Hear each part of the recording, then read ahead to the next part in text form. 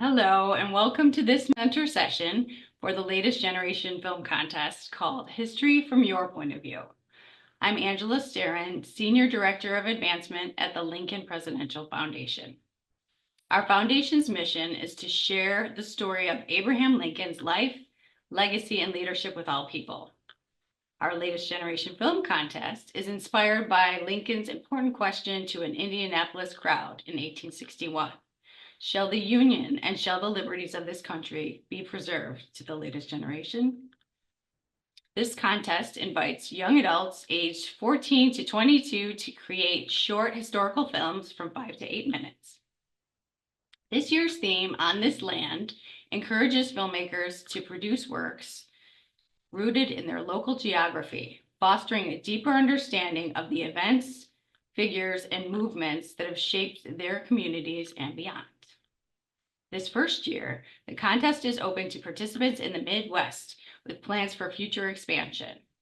Submissions are due by December 31st, 2024, with cash prizes ranging from $500 to $2,000 awarded in 3 different age brackets. Winning films will premiere at a red carpet event in Chicago, spring 2025.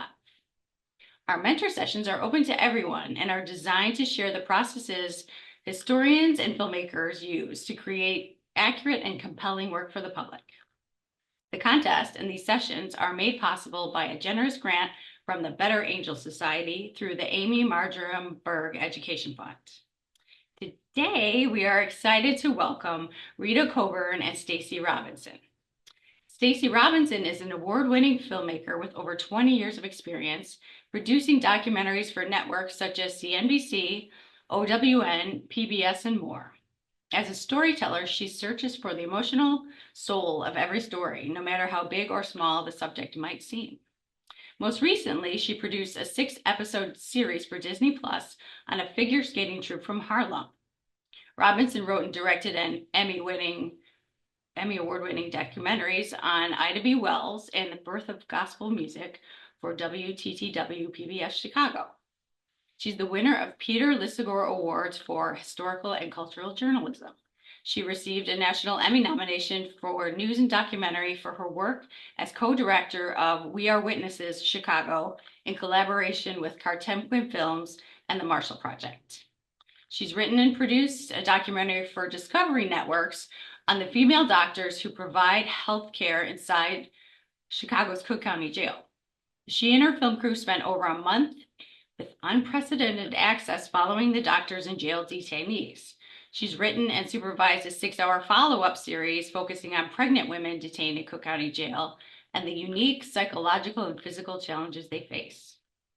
With National Geographic, she served as supervising producer for the series Final Report, focusing on watershed moments in history such as TWA Flight 800, Attica Prison Riot, the Exxon Valdez oil spill, and the Gulf War.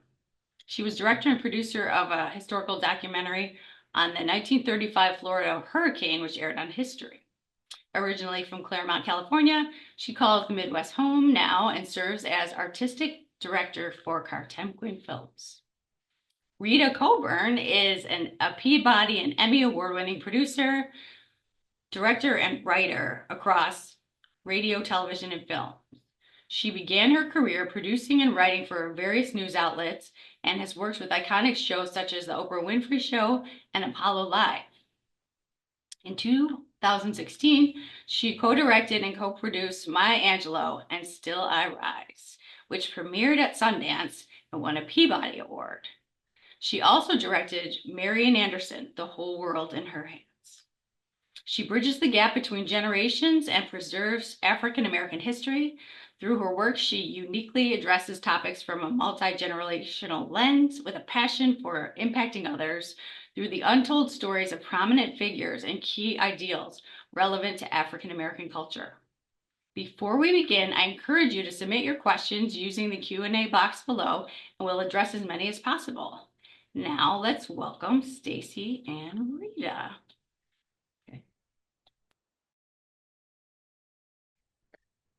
Hello, it's a pleasure to be here. Yeah, thank you so much. It's a pleasure, and working with you, Angela, as well as Stacy. What's really exciting for me is that we're beginning to engage a new generation about historical documentaries.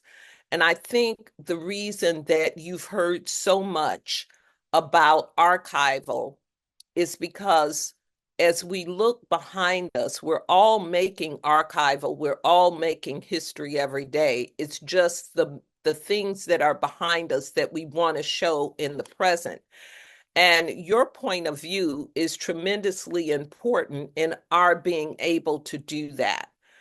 Because if we don't know what you're doing and what you're seeing, it truncates history. One of the reasons I got into this was I was always a storyteller, as most of us are, and you tell the stories of your childhood, you tell stories every day.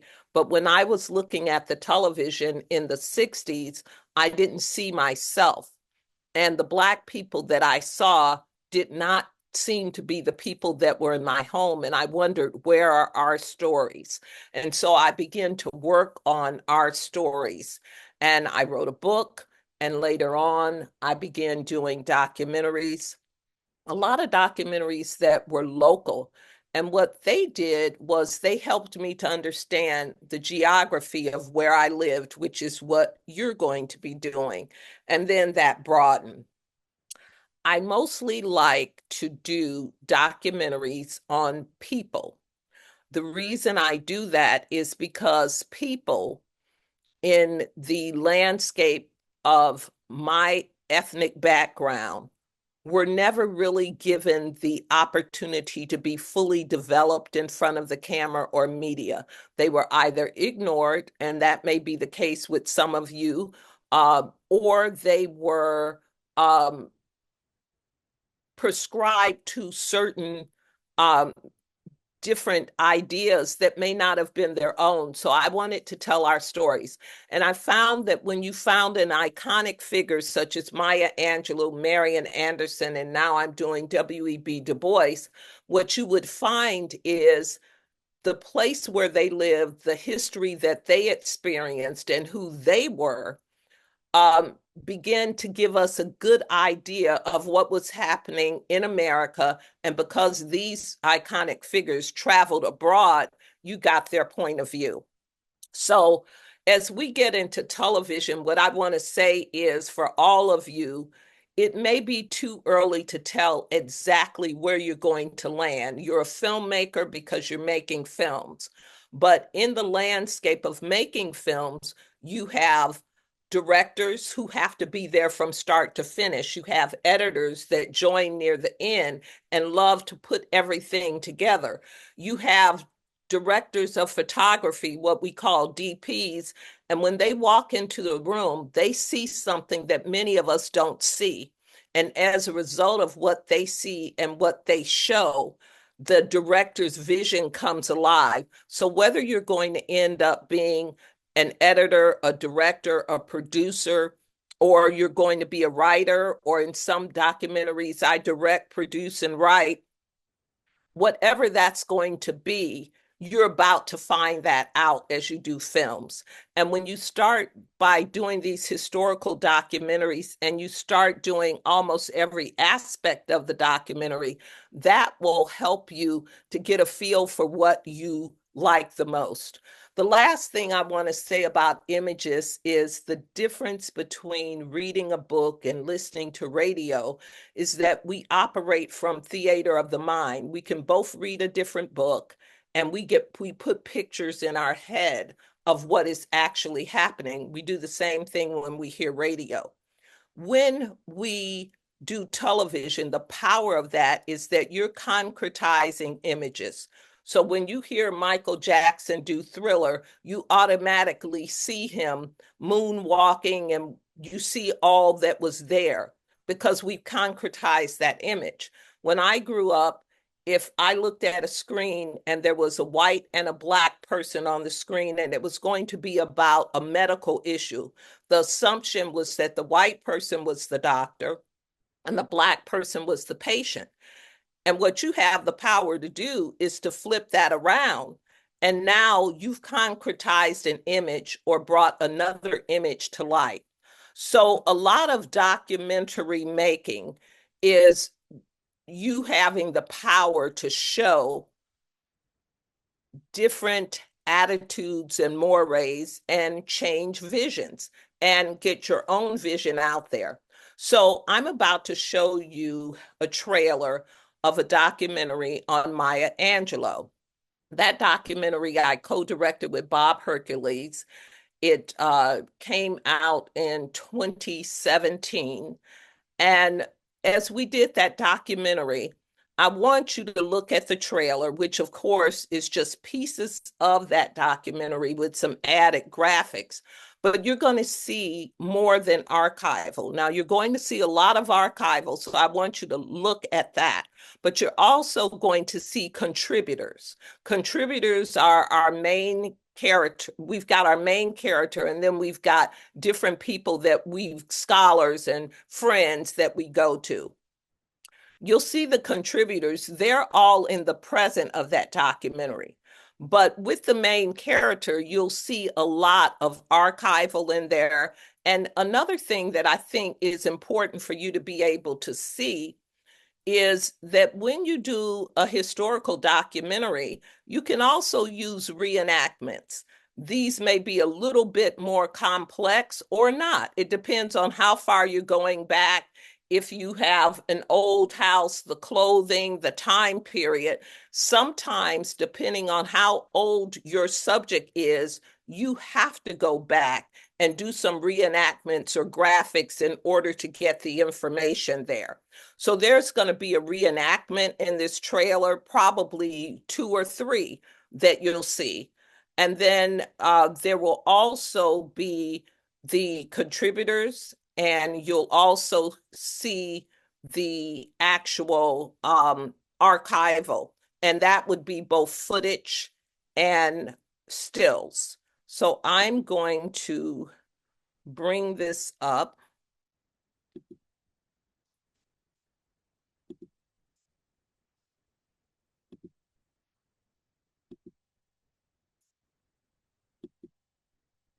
Everybody in the world uses words.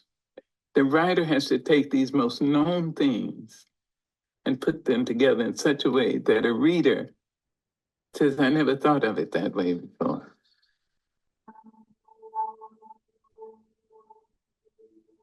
My mother's boyfriend raped me. I was 7. So I stopped speaking for 5 years. In those 5 years, I read every book in the Black school library. When I decided to speak, I had a lot to say.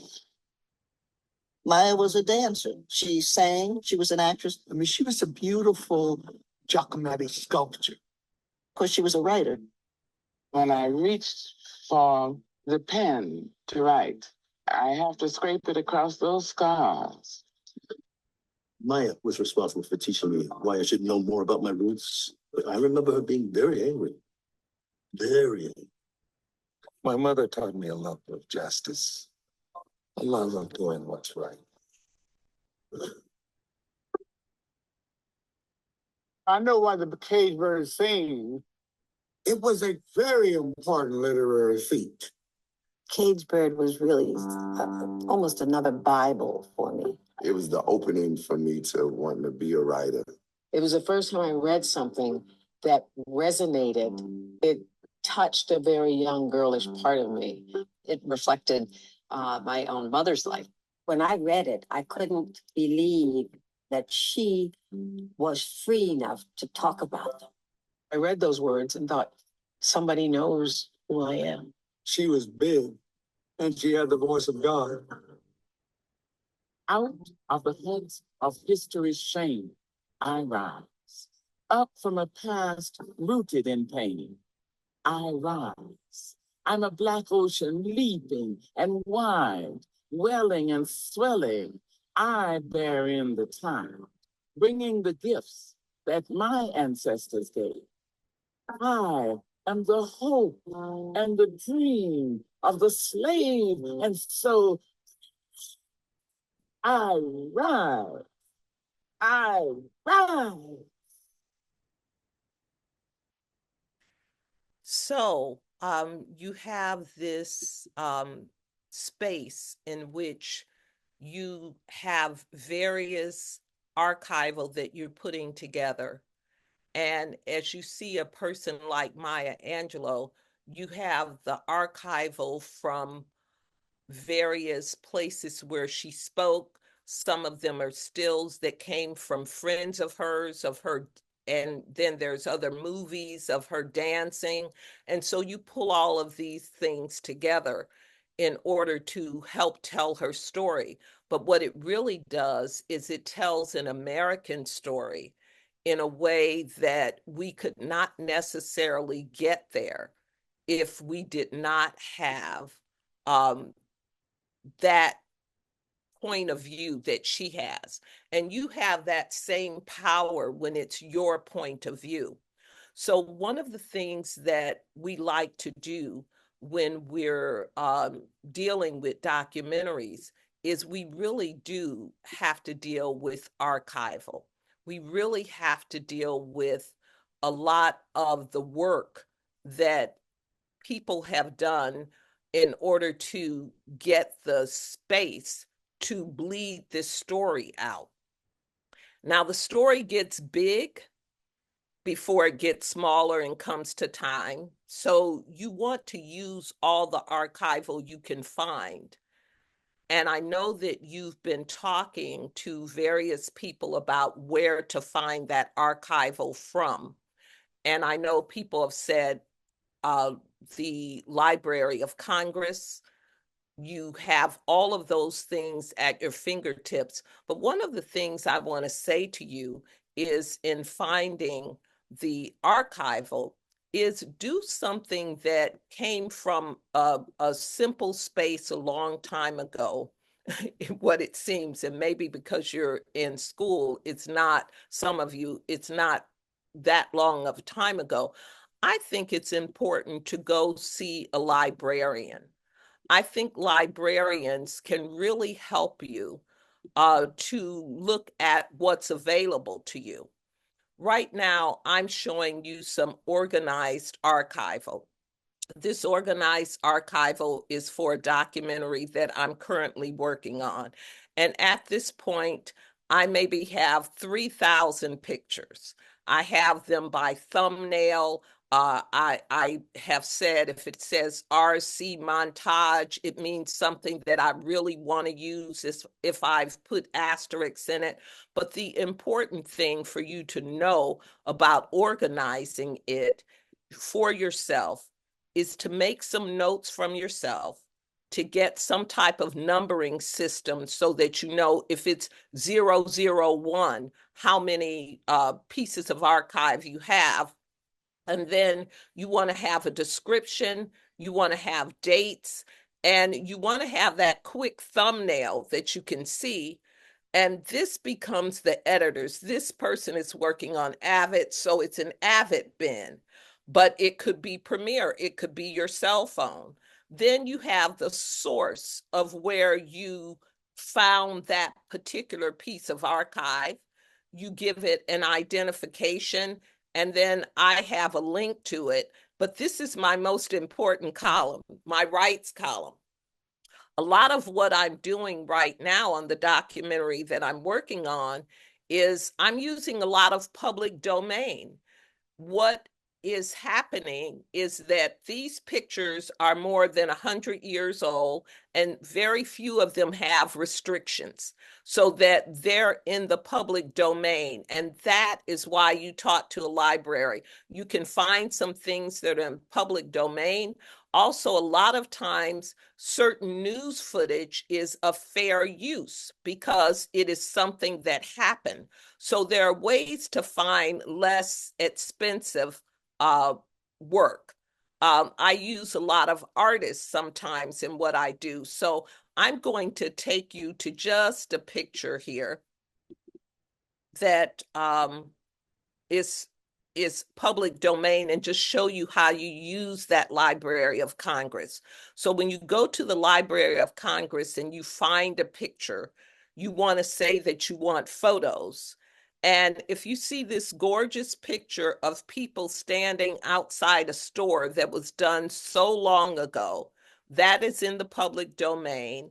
And then what becomes necessary for you to find out is whether or not you have to pay for that or whether you can just download it. And a lot of these things in the public domain, a lot of the stills, you can just download them and they will tell you, if you look here, what quality they come in. So as you begin to look at different places for your archival, there is a lot of archival there that's fair use. If I was going to do something on a neighborhood in Chicago, I might also let people know that I was a student, and there would be a lot of areas where you could get information and stills that you don't have to pay for because you're a student. So you want to make sure you do that. There's also the timeline that I want you to think about creating for your documentaries, because when you have a timeline, you will know where you land in terms of what you want to talk about. So as you saw with my I'm going to pull up with my archival log. I'm going to share this again with you.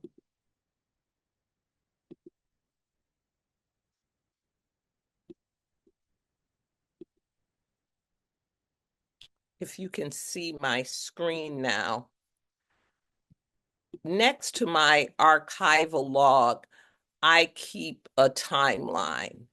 And that timeline gives me a sense of what was happening in Du Bois's life when he got married, when he starts to write for a publication, when he graduates as a valedictorian. All those things will let me know if I have a photo of him and where I can pull that information together. Now, you may be doing something that is Chicago, and it just you might be talking about a snowstorm. So I went to LOC and I pulled up pictures that you could use that would show you what was happening in that particular year. That's how you use LOC. Alamy is another good archival house. But at the same time, a lot of these things that you see, the government is your best bet because you can use a lot of their work for free. They have gotten pretty savvy lately, and they've put a lot of this work on Flickr. So if you wanted to talk about school back in the day, you could find a lot of things here. Most of what I'm showing you is free, but you also may not want to go that far back. You don't have to go that far back in your stories. If you're from 14 to 22 and you're entering this contest, your going back could actually be 10 years ago, and it would still be archival. But when you research things that come from the government, most of the time you can get free media. So that's going to be your friend. A librarian is going to be your friend, as well as you will find the cell phone footage that you have that friends may have. Cell phones have been around for a long time now, so some of that footage can be used. I'm thinking of the documentary that was done on Amy Winehouse, and most of it was cell phone footage. And so that's not uncommon to use as well. And you also have the reenactments, don't forget that, and what you can tape on your own. So I think that I'm talking a little bit. Stacy's going to talk, and then we're going to take questions. So with that, I'll just tell you, I had another trailer to show, and if we have time at the end, I'll show that. but I'll leave it there and toss it to Stacy.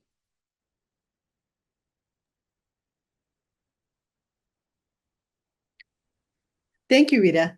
That was really exciting to it's always a lot of fun to see how somebody else organizes their work and the steps that they go through. And it's validating to see sometimes when someone approaches something the same way you do. And it's also nice to get some new tips. And I did get some good tips there. So thank you. Great. I'm really happy to be here. Like Rita, I am a documentary producer and a writer.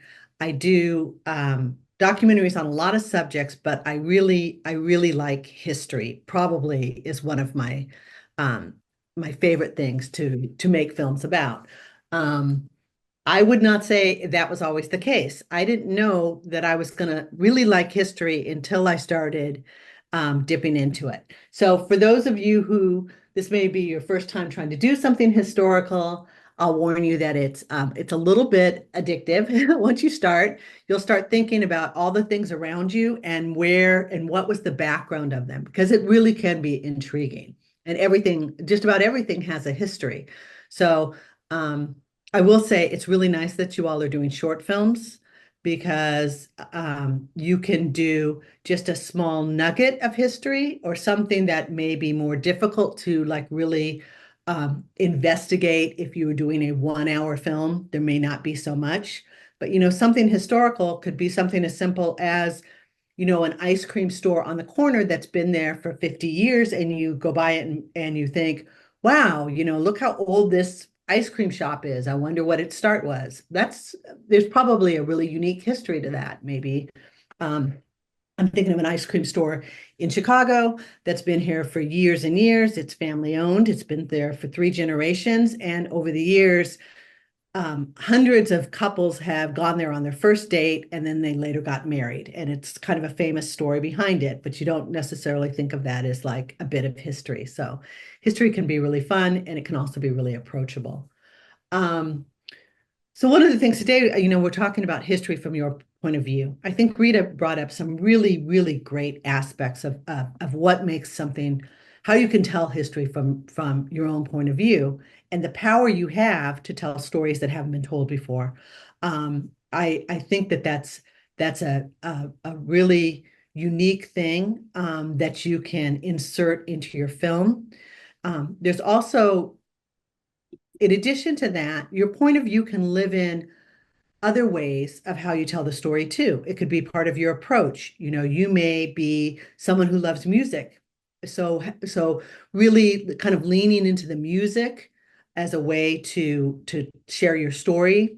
You may have artistic skills, so animating, using cartoons for some of it. There's a lot of things to really inject your own point of view. And why do that? I mean, I think that when as a filmmaker in my own mind, the more I can use my point of view without obviously changing history, because that's not your point of view. That's fiction.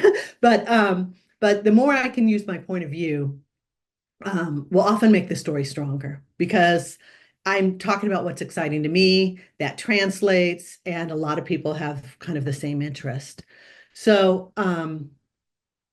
one of the things about, so those are two things I have to say about story. And I think there's another thing of like really trying to find your point of view. I mean, it sounds like it's easier said than done. You might not know what your point of view is. So I'm going to talk a little bit about that. So one of the things I kind of recommend in terms of a point of view, or things to remember to make a point of view a little bit different. History, you might think that history starts in 1986, this happened, and you have to go chronological, like in the order of the events happened to tell a story. And that's not necessarily true. Where do you want to start? Where do you want to start? Maybe it's an event. I would recommend that a story doesn't have to start with once upon a time. And I'm going to share my screen for a minute just so I can kind of get started on that sort of idea, that where do you want to start? It doesn't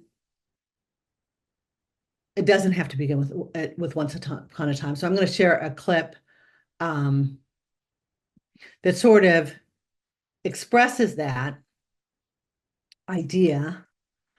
Bear with me, sorry. I probably should try to do that beforehand, but that sort of expresses the idea of an event. It's a historical, this was a documentary that I wrote and produced, and it's about the birth of gospel and kind of how it came to the city of Chicago, where we're from. How gospel really, many people say, was born in Chicago, that it had come up from the South as one form of music, but when it reached Chicago and the musicians here, that's really when it transferred into what we know today as like modern gospel music. And it goes back and sort of, the documentary really traces it from its roots in the South through the Great Migration to Chicago, and how it traveled with musicians to Chicago. And by mixing it with blues and jazz that was already here in Chicago, came this new kind of reinvigorated music that today we really think of as gospel. And so this is the very beginning of the story. And I'll share it with you and talk about starting a story in present day, which is the approach we decided to take with this. Coming up, with a broken promise ringing in their ears, thousands of Black musicians fled the South. It is still a Jim Crow reality. You couldn't even walk on the same side of the street as a white person. They joined the greatest migration in U.S. history. Thomas Dorsey, blues musician. Mahalia Jackson, Sally Martin. They came looking for jobs, looking for respect. For them, Chicago was a city of renewed faith and bold aspirations. They made the music. You had honky-tonk music, your church music. You had blues when you were feeling bad. With a sanctified mix of blues and jazz, they formed an explosive new genre called gospel. Chicago, the Mecca, the hub of gospel activity. The birth of gospel, next on Chicago Stories.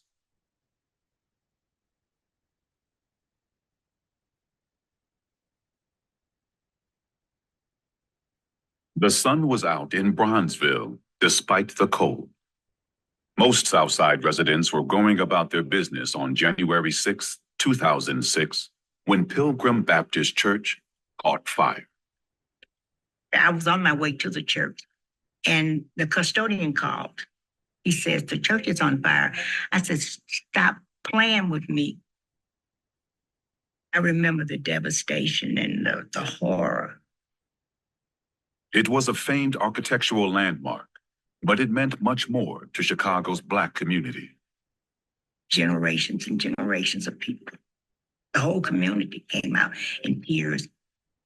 This is a great loss. This is a terrible loss. Great loss to this community, a great loss to the city, and a great loss to the people who have been through those doors. Let everybody in the house say amen. Let the church say amen. Let the church say amen. Pilgrim Church was synonymous with gospel music, part of a musical legacy that dated back to the Great Migration, when African Americans fled the South. This is where Thomas Andrew Dorsey, known as the father of gospel music, led the choir for 50 years. We would not have the kind of Black music that we have, not even just Black gospel music, just Black music, period. Aretha Franklin, James Cleveland, Albertina Walker, the Caravans, Shirley Caesar, anybody that's on the gospel circuit stopped at Pilgrim because they all appreciated the music of Thomas Dorsey. As Pilgrim burned, the congregation knew they would endure. The church might have gone up in flames, but the faith of Black people had never been bound by traditional walls. Instead, it had been held strong through music. This destruction of Pilgrim Baptist Church. Put a ripple here, but it still stands as a memory. Gospel music relates hope 24/7. It's hope.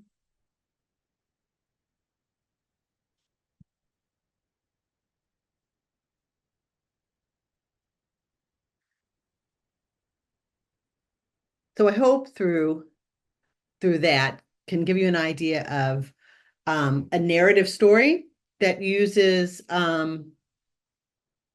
a specific time and place to. I'm sorry, I'm trying to get off screen share. That uses a specific time and place that's in the present to dip back and go into the past. So there's a lot of ways that you can go about trying to tell a story. And again, I think that that's a good way to kind of insert your POV. And I think another one is to ask yourself, what do you find that's really interesting about your subject? If there's a small thing in this point in history, I would consider really leaning into that as another way for you to kind of think about an approach. And for me, I know when you have a big story in history, for me, one of the most challenging things to do is, especially if it spans a large period of time, is to really like find out like where to begin and where to end, and it may seem overwhelming. The subject may seem too broad or may seem overwhelming. So I think another suggestion that I would have is that you think about moments that you can find from history, something a story, again, like stories tell narratives, everybody relates to them, a story or a moment that happened that really speak towards the larger story at hand. And if you can isolate those moments and tell that really effectively, a lot of times you can find a way to bridge the gap between a historical subject. And are there characters or people who can help shape your film to do that? I know that Rita talked about participants, people that you would go to that you bring into a film that also tell a story. So if you're doing something historical and there's someone who lived through that time, is a great way to approach it. Maybe someone who's talking about another family member. So it takes a little bit of the pressure off of you where you're trying to start and do everything. You could do something on history where all you do is interview 3 people talking about events that they experienced, and that could be a really effective way to approach a film. And sometimes get to help you with the point of where you don't have to cover it with so much archive and do so much shooting. I would like to share with you one more clip, I think, that in my mind is an example of a moment in history that tells more about the experience. This again is from the Birth of Gospel, and this one is about the migration from the Great Migration, and it's just this one moment in history, but I think it really effectively explains like how people got here and it'll go on to explain how musicians in particular got here.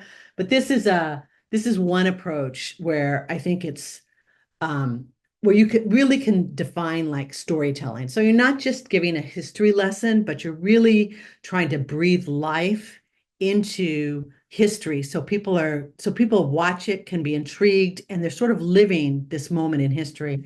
And I think that's how you really that's how you really can make a great film. Even though it's about the past, it won't feel like it's old or kind of staid or dull. You can make it, hopefully, it's what I tried to do, is make it something that's really living. So I'm gonna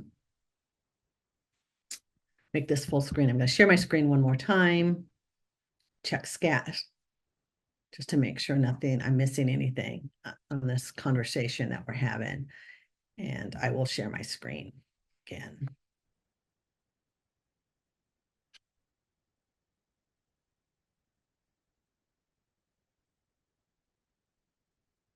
By 1916, any hope for equality had faded.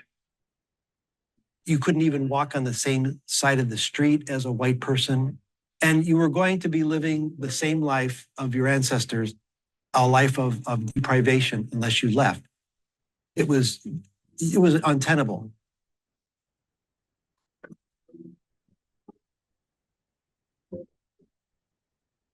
In Chicago, where there was an established African-American community, the Chicago Defender and its editor, Robert Abbott, urged Blacks to flee north. The Chicago Defender was one of the largest African-American newspapers in the United States. Abbott was a migrant himself who had achieved enormous amounts of wealth and success. Abbott employed a network of train porters who earned additional money distributing papers throughout the South. This message is being carried by porters who are sort of polished and refined and in their uniforms. And it really was seminal in promoting this idea of Chicago as the promised land. My grandmother always would tell me that those Pullman porters who would come through Mississippi would toss the newspapers overboard, and then they would gather them and then distribute them among each other. The humorous part of the Chicago Defender would always be that it never, ever went into the garbage can. If it got really tattered, they ended up using it as wallpaper.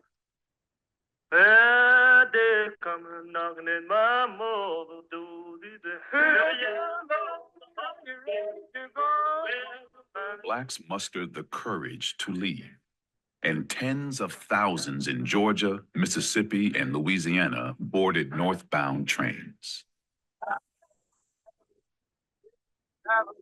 It got to the point where so many African-American males were leaving that employers would stand at a train station and not let any Blacks get on the train. Train would move on, and about a half mile up the road, all the migrants would jump out of the woods and jump on the train. That was how badly they wanted to leave the South.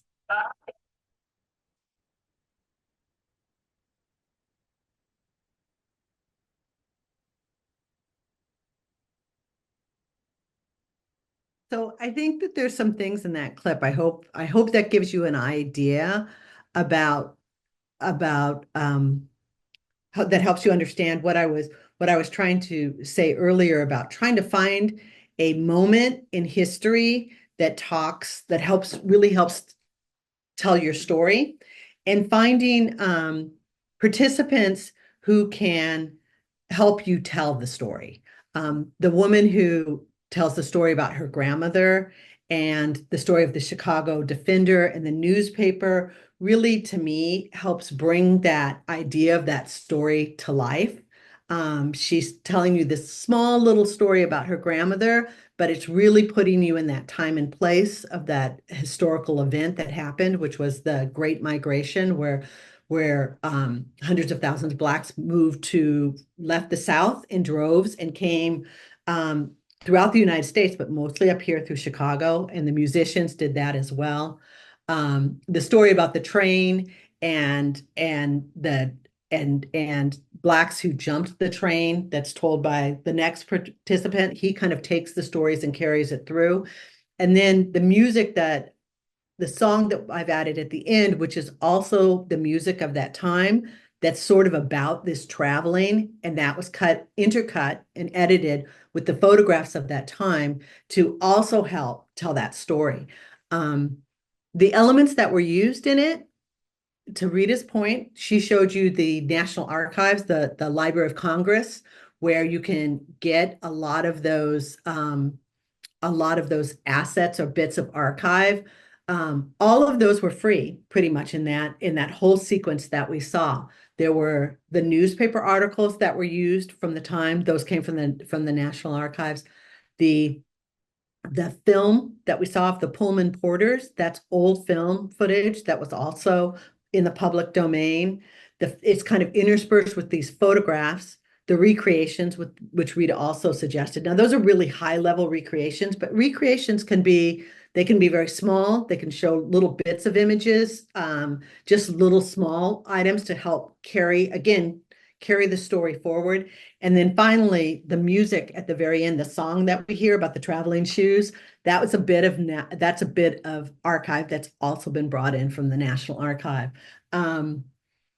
So many ways that you can, really things that you can use to help tell your story, which gets me to sort of the next little thing that I wanted to sort of bring up, and I think that may be enough to explain it, is that some of the things that you can use, creative strategies that you can use to create the visuals for your story, what to show when it seems like you don't have anything.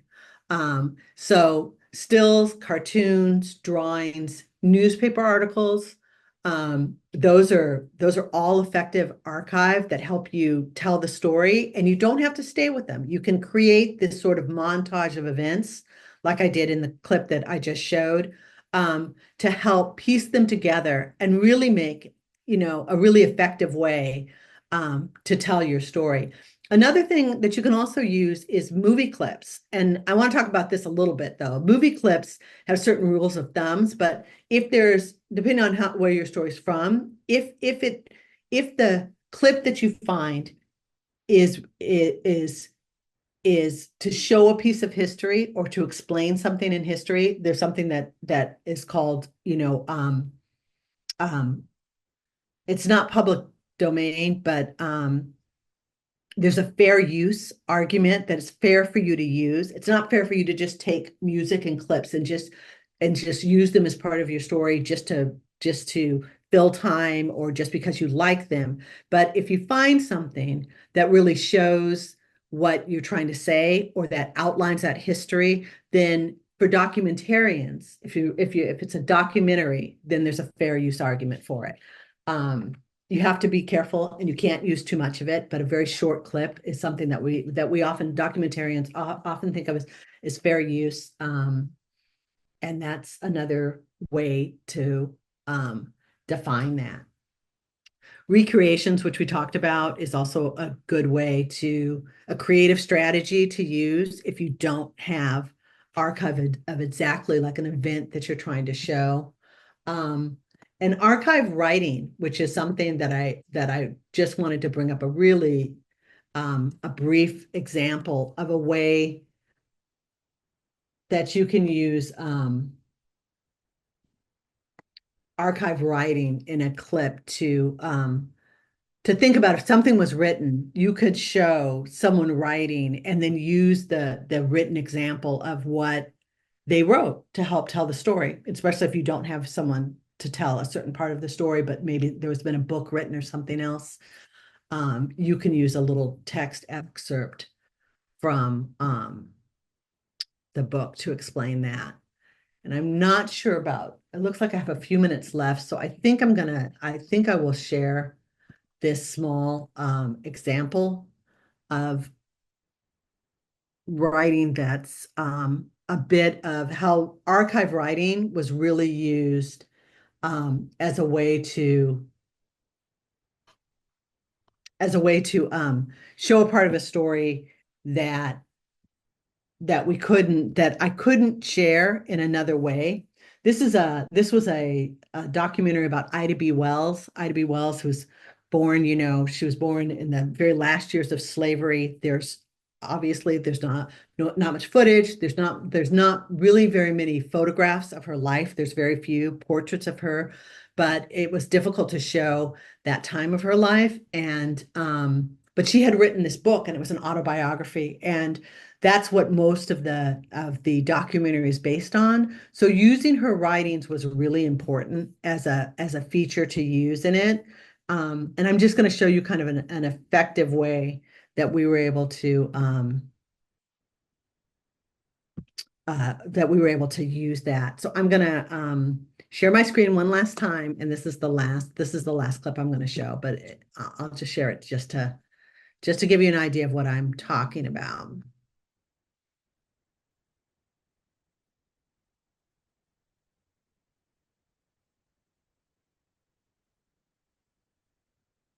The Tennessee Supreme Court essentially attacked her personally to say that she was just being disruptive, that she wasn't a lady as she pretended to be. I have firmly believed all along that the law was on our side and would, when we appealed to it, give us justice. I feel shorn belief and utterly discouraged, and just now, if it were possible, would gather my race in my arms and fly away with them. When we think about the modern civil rights movement in Rosa Parks, she had the NAACP behind her. In 1884, it's just Ida B. Wells and her attorney.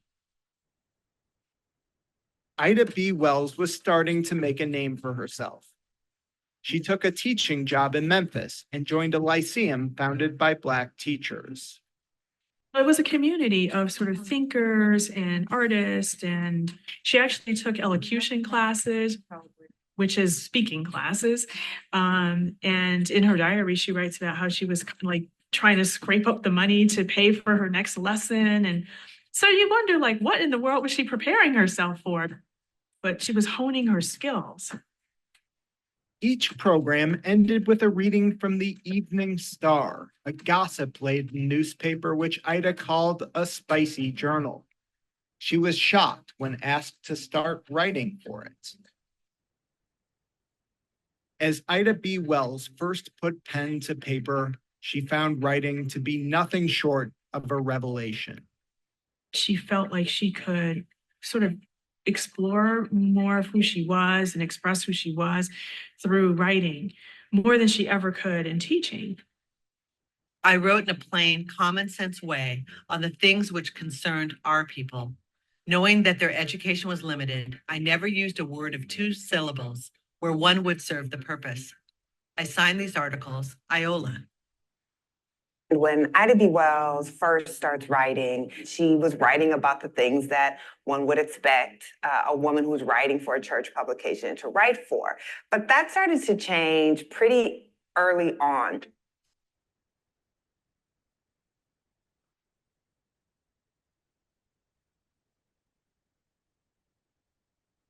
So I just shared that because that, as I mentioned, that's really in that story in particular, the writings were really important, and most of the documentary is really based on the autobiography of the book that was written. So that can be another way to sort of approach telling history from a certain POV and trying to inject it really dial into Ida B. Wells' own narration to tell the story of her life. So I hope that gives you some ideas of ways to approach history from your own point of view. And it does look like we have some questions. So I would love to throw it back to Angela or Rita to talk a little bit more about their approach and maybe take some of those questions. Great. We do have some good questions. Rita, you mentioned that trailer though. Did you want to show that real quick first? I can show it. What I also like you to, let me share the screen for a moment. Something that I was working on in preparing this does talk about some of the great ideas that Stacy was saying. They talk about fair use, and I'll throw this link in the chat. There's 4 factors of fair use. If the purpose and the character is for a nonprofit educational purpose, the nature of the copyrighted work, the amount, you can't use a whole lot of it, and the effect of the use, the value of it. So I was doing a piece recently about the people in San Juan Hill in New York, and we were able to get the use of trailers for West Side Story because their homes were taken away from them to build Lincoln Center. So we were able to use that kind of footage with fair use. So fair use is an important aspect of things. I would also say, because let's say you're in Chicago or you're in another part of the state and you want to go to the History Museum, because you're doing this for educational purposes, you can ask them. This beautiful shot here of kids playing, one doing handstands on the sidewalk, if you're doing something in that time period, that's from 1965. But these are the kinds of things that you can find. Kids in the Sand, 1987, particularly if you're doing this for educational work, you can contact places such as the history museums. And for students, we talked about Library of Congress, your librarian, the National Archives, social media data, cell phone photos and videos, and the reenactments.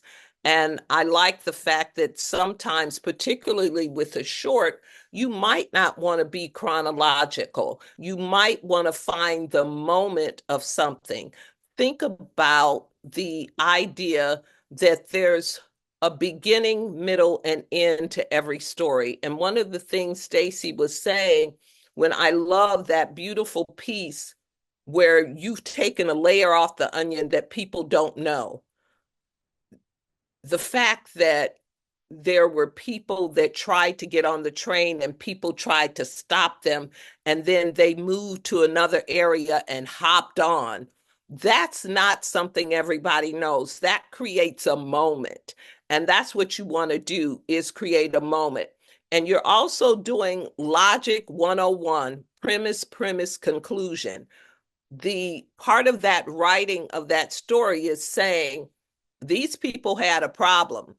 They wanted to get on the train. These people tried to stop them. This is what they did. Now that you brought closure and a nice moment, a nice nugget, then you go on to another story. So when you get to your editing process, that's what's going to happen. You're going to premise, conclusion. Sometimes the premise is going to be in the front.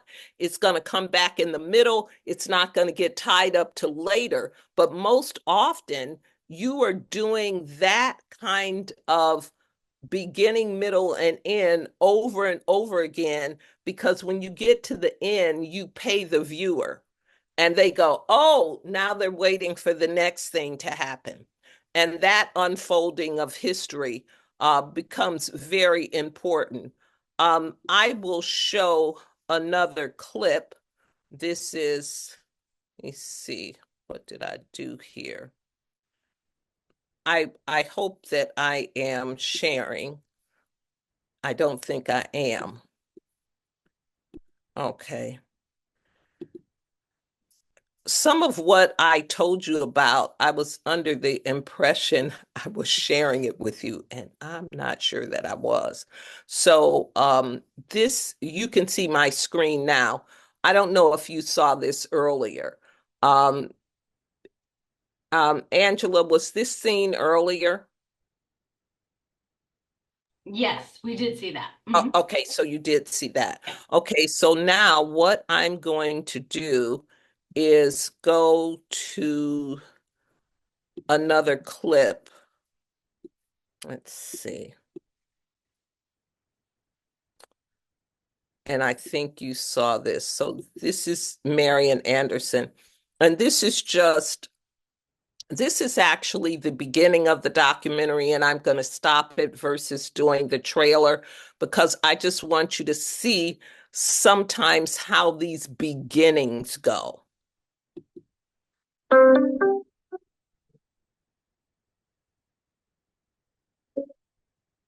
don't want you to see all that. Does this hand, well, let's assume you have talent. This hand also come from your beauty? No.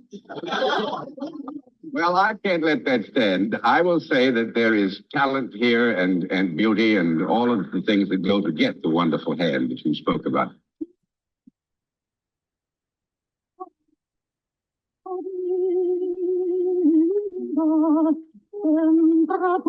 She was the first African American to make her debut at the Metropolitan Opera. She was almost 60 years old. She was pursued by nobility and aristocracy. She enjoyed the life of a diva.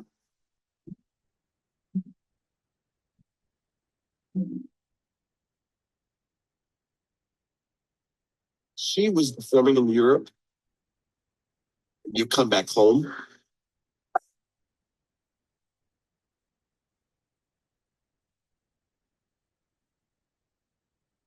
A light was shown on racism unlike any other time. Genius draws no color line. She uttered not a word in response, and she stood flat-footed, and she sang.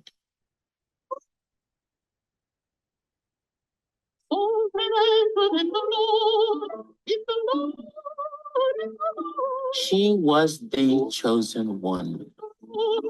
She was a powerful being, a powerful spirit that changed the world through her singing voice.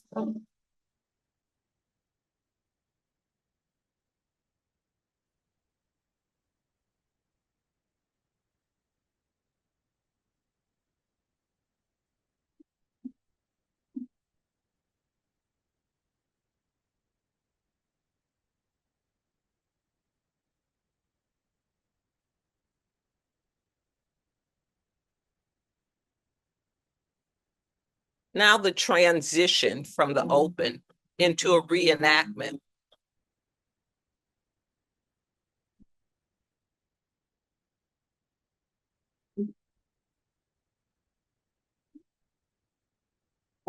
One day, delivering the basket of laundry for my mother, and I heard a piano being played and somebody singing. I went up the steps and peeped in the window.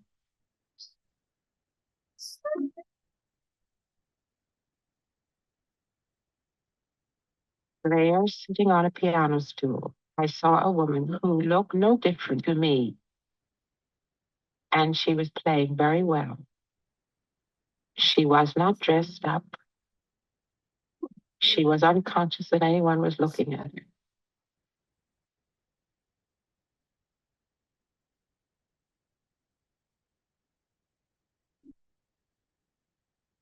In that moment, I realized if she could, I could.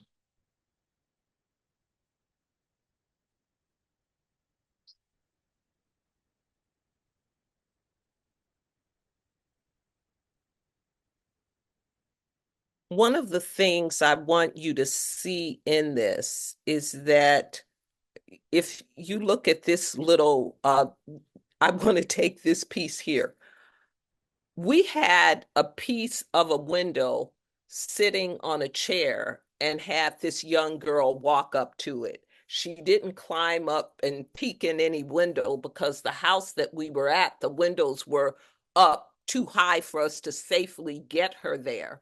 So I want you to kind of think out of the box when you do a reenactment or something, that you are looking at what is visual, but it does not have to be exact. So you're trying to create something. And so that's where your creativity comes in. Now, this was somewhat elaborate. And as Stacy was saying, when you do reenactments, sometimes they can get to be pretty elaborate. But I will tell you that in this particular case, we found a man who had an old house in Oak Park, and he was just a quirky gentleman who's quite wonderful, and he kept everything from 1920. Now, you probably have an aunt or somebody in your family that's the keeper of these old things, and that's what I mean by being a photographer and thinking that way. Because if you will take a look, I'm going to just show you something that I think shows me when I've met a photographer. A photographer walks in the room and they just see something that the rest of us don't often see, but they teach you how to look the way they look. So when this piece right here from Maya Angelou, I didn't notice that she had an M in pearls hanging on a lamp. And the beauty of that is this is how you get an image in and you take up some time and you have the beauty of it. So I'm hoping this will start right where I want it to. Everybody in the world uses words. That was very small, but those are the kinds of visual moments that you're looking for. And you want to give a photographer the license to do that for you. And that's when people find out who they are in this business. It takes some time. It's just like you grow up, you don't just learn to read, you learn the phonetics, and then you learn the words, and then you learn the comprehension. The beauty about filmmaking is you're consistently learning how to tell a story. And like Stacy was saying, you just stay open to how best to do this. And sometimes you will be the photographer or a photographer will appear and they'll see something and they'll go, let me just shoot that for a little while. If you look in that reenactment, we start up in the clouds and we take the color out of it so that it becomes washed in the sepia tone of that day. So you're able to be creative in this. So even though history has facts, remember that all those facts, who came up with them? There were years where we believed that Columbus discovered America. Who came up with the facts? So when you talk to people, you have to respect their story. And in the interview process, I have seen interviews where people have given you so much information and you get a nugget, but you get it because you use the right question. You stayed in the moment and you really listened to the person.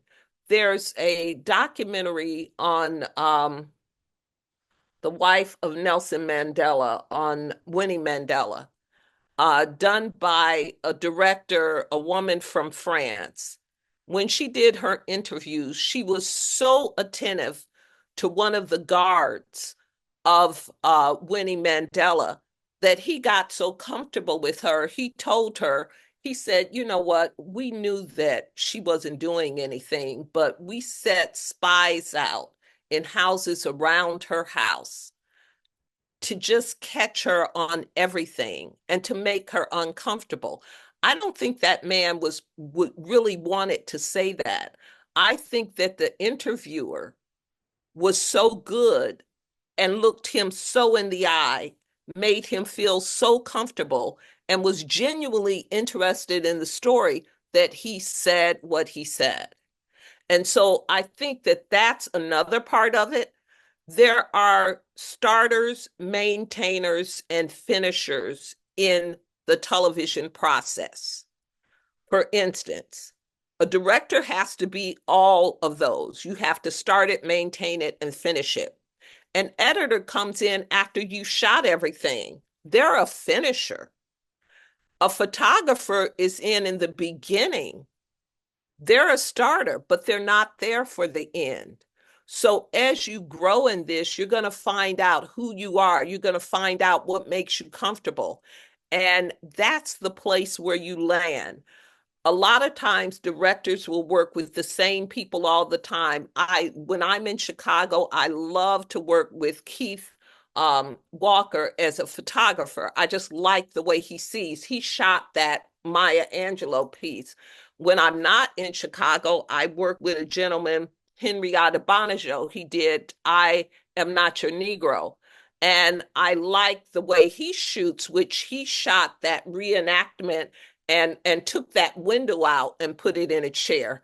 So these are things that you're going to come to as you continue to grow in this field and just get comfortable at being creative.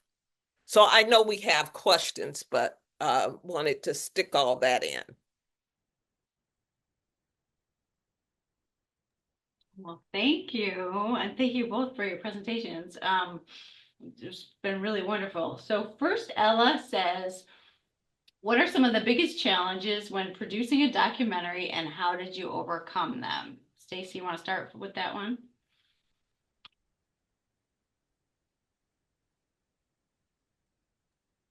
I'm happy to start. Yeah. I think I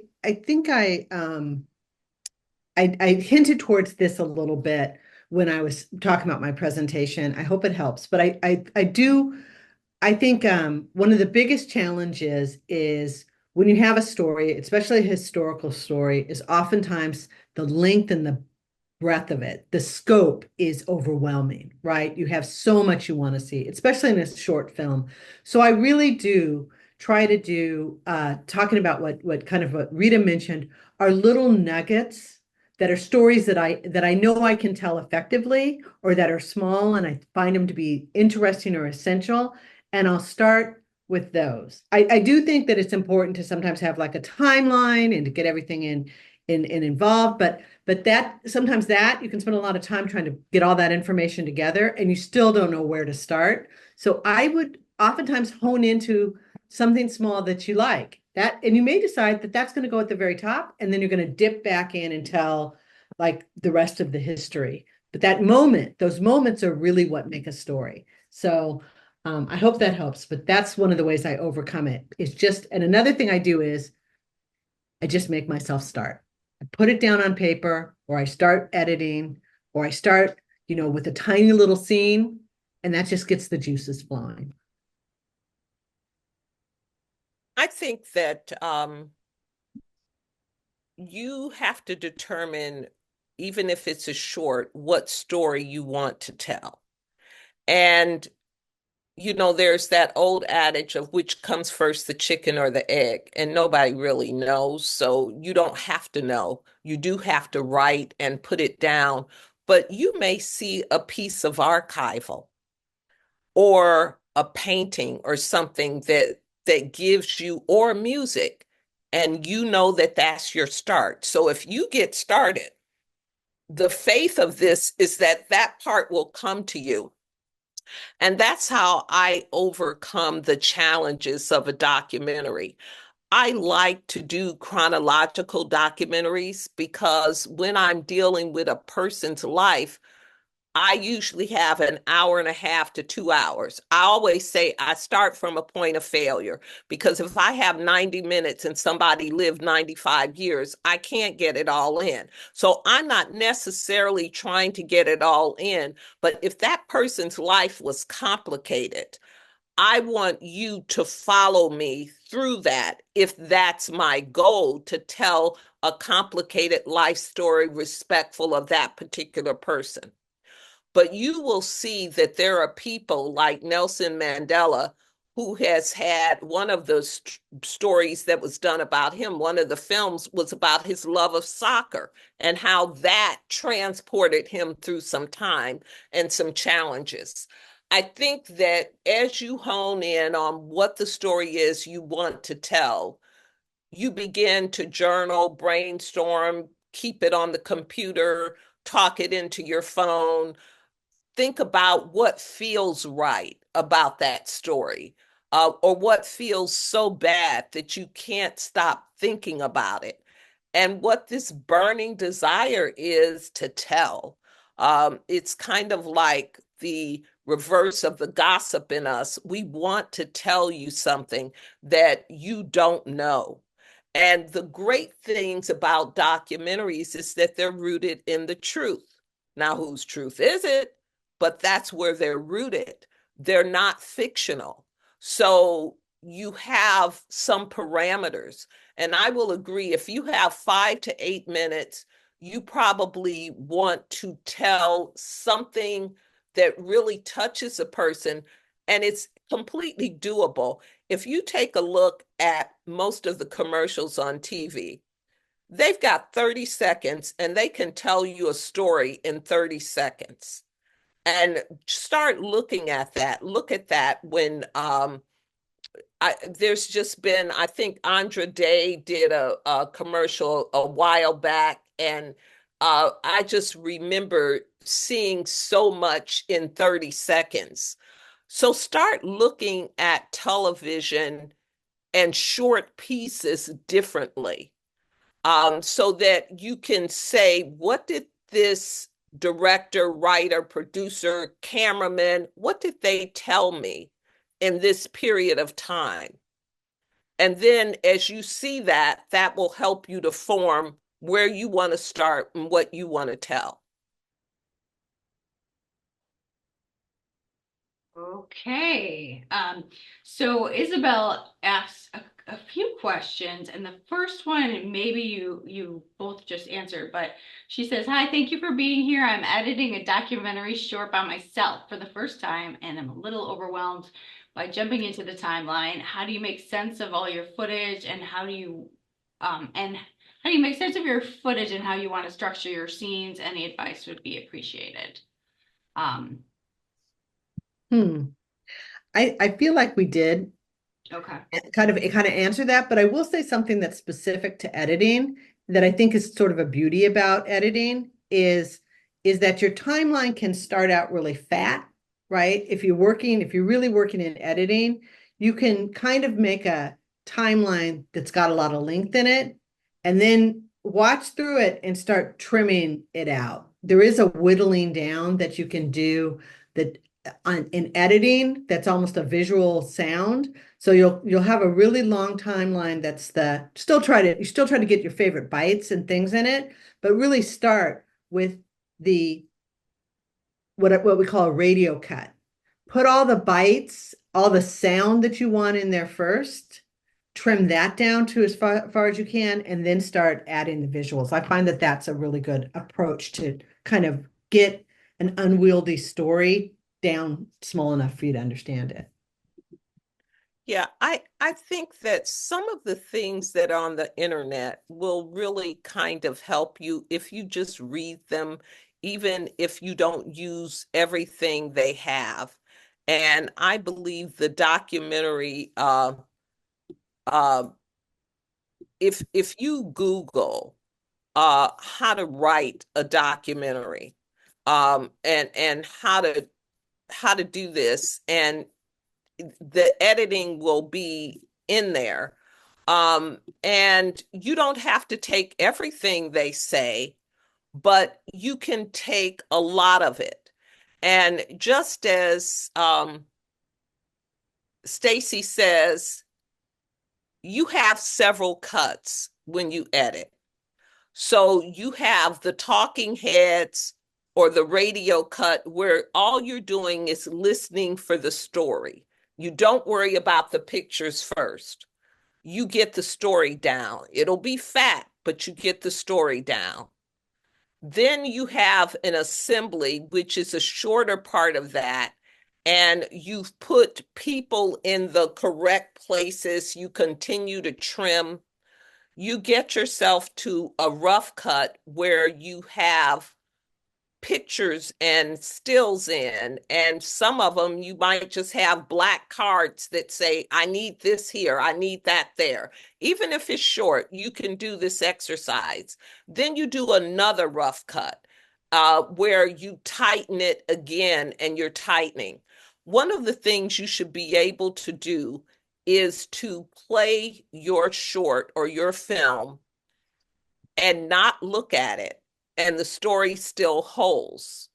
If you can turn your back to it, if you can play it in your car and you're not watching it, you will hear oftentimes where you may need to cut. And the other litmus test for that is, what is the story about? If something has to fall on the floor, It is what the story is not about. And I will take Marian Anderson. Her nephew was very close to her, and he had this situation where he caught polio in Thailand. And because she knew President Kennedy at the time, she was able to call and get him back. I love that story. It was a heart wrencher, but it really wasn't about her. It was about her nephew. So you had to cut it. So when you get to the point of having to cut as an editor and as a director, it is what is not germane to the story that you are trying to tell. It could be a wonderful little side bite, but if it's not the story that you're trying to tell, and there's a saying about, I would have made a shorter film if I had more time, because to make it shorter takes more time than to leave it long. But I always say it's like when I grew up, I had, my gray has now streamlined my hair, but I had huge hair. And I would call myself combing the story, at taking a wet brush, bringing all the gnarls out, just combing and combing until you get it smooth. And that's what's going to help you edit it down. You can hear it. You may fall in love with a section and you have to cut it. Use it for a web piece to promote, but it's not the story.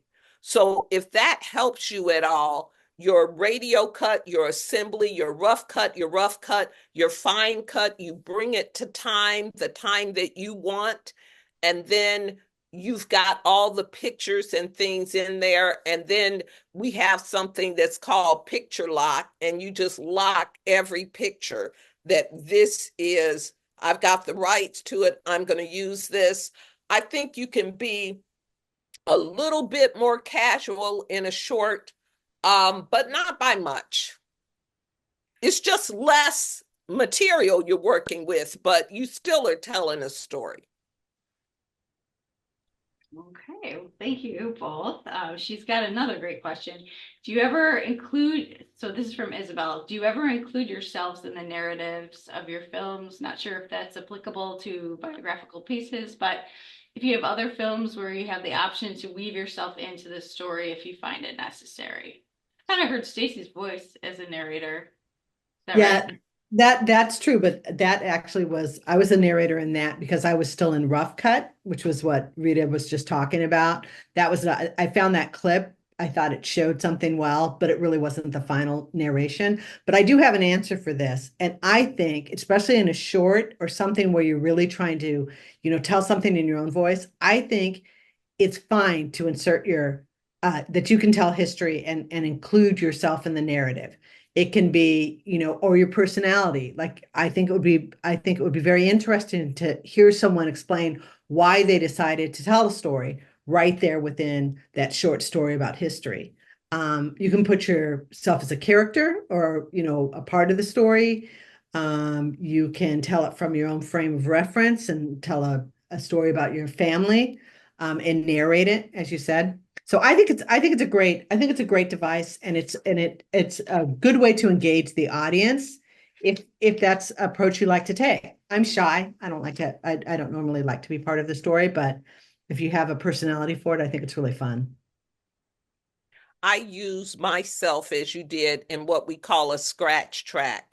I need somebody to read it. I need the narrator, but by the time you get the narrator, you're really down to that fine cut. You know what you want them to say, but in the interim, somebody needs to say it, and so you say it, and that's probably how you heard Stacy's voice.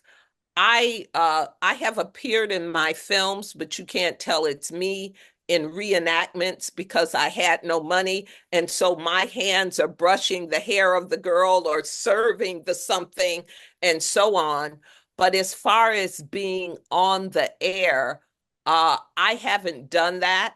But I have also seen documentaries where the way that they're shot, the person who's asking the question, the interviewee, and the interviewer, you see them both. And there are times when that person may turn to the camera kind of Abbott Elementary style and talk directly to the camera. Don't hamper your creativity on this. Have fun with it. I think that if it works, it works. Now, if you don't think it works in the end, you can change that. But I like the idea of being a part of it. It feels fresh. Mm-hmm. Well, thank you both so much. So thanks to everyone. Thank you, Rita and Stacy, for joining us today for our latest generation session on history from your point of view. We invite everyone to join us Saturday, October 26th at 1 p.m. as we host producers from Twin Cities PBS, Daniel Pierce Bergen, Leah Hale, and Kevin Dragseth, as they share insights into storytelling, structure, and editing. To register, please visit our website, lincolnpresidential.org/latestgeneration. And before you leave, we'd appreciate it if you could take a short survey about today's webinar and get your feedback. Thank you once again for being with us. We look forward to seeing you on October 26th. Thank you. Take care. Good luck. Good luck on your Thanks so much. Thank you.